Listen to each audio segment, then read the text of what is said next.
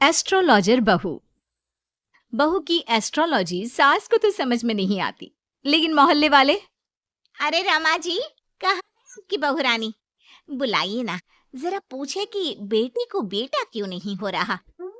अरे खुद को उसे तो पता नहीं कि बेटा कब होगा, लेकिन आपको बड़ा भरोसा है जी। तभी रिया आ जाती है। अरे शर्मा आंटी, आइए आइए, कैसे आना हुआ? अरे वो क्या है ना राधा, मेरी बेटी 3 बेटियों की माँ बन गई है, लेकिन बेटा नहीं हो रहा। फोन आया था उसका, बोल रही थी कि भाभी से पूछिए ना, एस्ट्रोलॉजी क्या कहती है। रुकिए, मैं अभी लैपटॉप में देखकर बताती हूँ। लैपटॉप में देखकर भी बेटा पैदा हो जाता है क्या बहू? माँ जी, आप भी ना। ग्रह नक्षत्र की चाल देखूंगी, क्या कह रही है राधा के बारे में। हाँ हाँ बेटा, देखना जरा। फिर बेल बजती है। हाँ जी, आप कौन? अब मेरा नाम रवि है, मैं दूसरे मोहल्ले में रहता हूँ। मैंने सुना यहाँ कोई एस्ट्रोलॉजर रहता है। हाँ जी, आ जाइए आप भी। माँ जी, चाय ले आइए ना सभी के लिए। देखिए आंटी, आपकी बेटी के भाग्य में बेटा तो है, लेकिन 2 साल बाद। लेकिन इसकी तो पहली बेटी ही इतनी लकी है कि नाम रोशन कर देगी। पर हाँ, लड़का हुआ ना तो जीवन में दाग लग सकता है। दाग? कैसा दाग? जैसे वो किसी का खून कर दे या फिर चोर बन जाए। क्योंकि एस्ट्रोलॉजी कहती है 3 लड़की के बाद होने वाला लड़का ना सुखी रहेगा ना रहने देगा।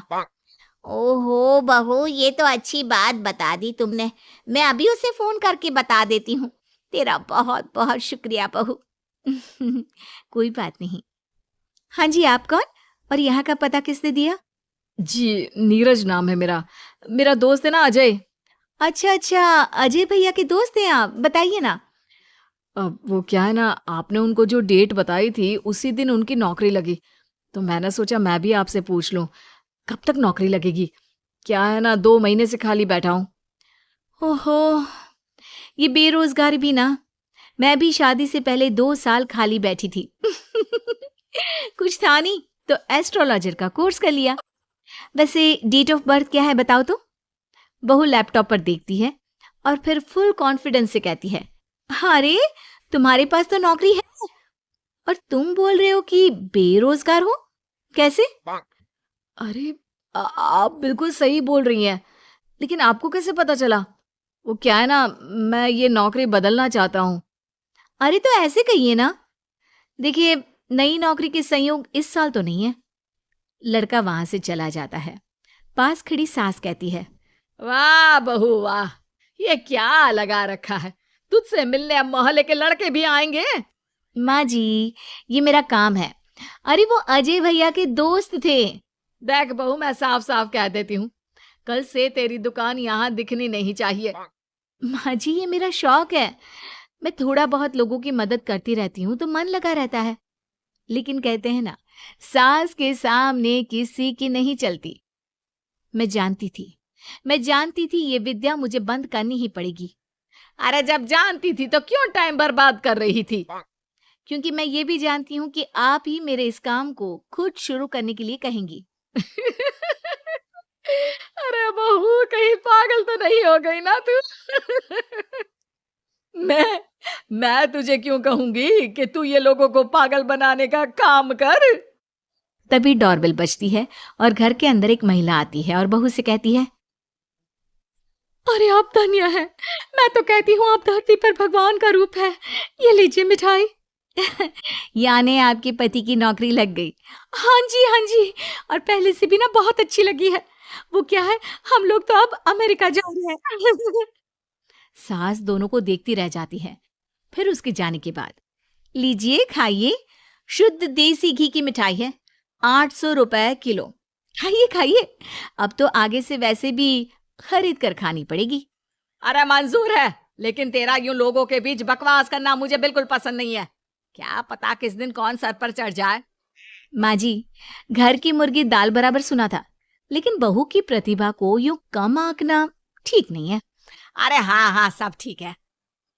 रात को पति घर आता है। अरे रिया, कैसा रहा दिन? आज कितनों के भूत भविष्य संभाली है, हाँ? अरे आपको नहीं पता? आपकी माँ ने मना कर दिया है। अरे क्यों भला, क्यों मना कर दिया माँ ने? इतना सही तो कर रही थी तुम।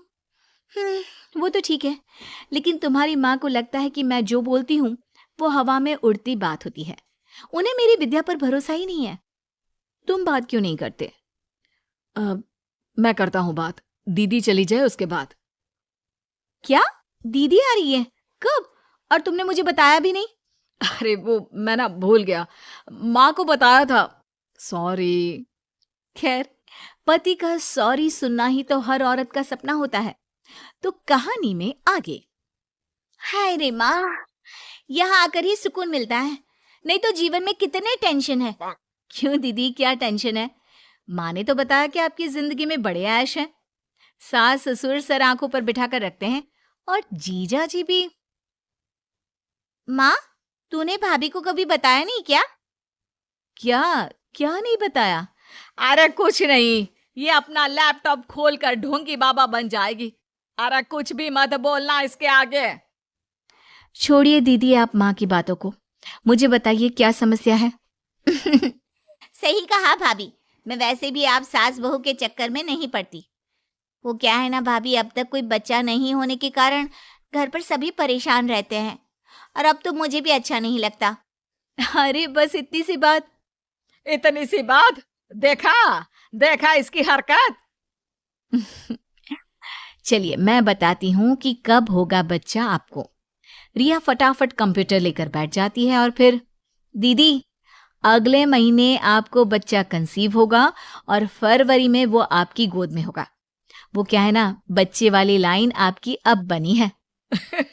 देखो बाबा पाखंडी नाथ ने क्या कहा, अब तो तू चिंता छोड़ ही दे। लेकिन ये क्या, बिल्कुल वैसा ही होता है। और फिर बच्चा होने के बाद।